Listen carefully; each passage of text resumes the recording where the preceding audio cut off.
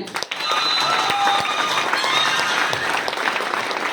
ஒரே ஒரு விஷயம் கூட சொல்லிக்கிறீங்க, கண்டிப்பா சொல்றேன். இன்னைக்கு நம்ம நக்கல் கேலி கிண்டல் பண்ணா 1000 பேர் வெளியில இருப்பாங்க. எந்த துறையிலுமே உழைப்ப போடாம கண்டிப்பா வந்துட்டு ஊதியம் கிடைக்காது. உண்மை இல்லைங்களா?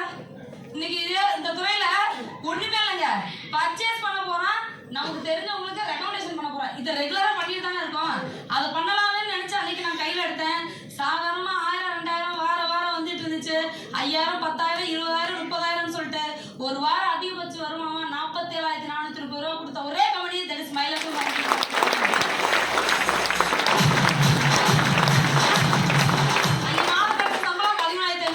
வேலை ரிசைன் பண்ணதோட விளைவு இன்னைக்கு வாரம் 7 நாள் வருமானமே 47,000 வாங்கியிருக்கேன். இதே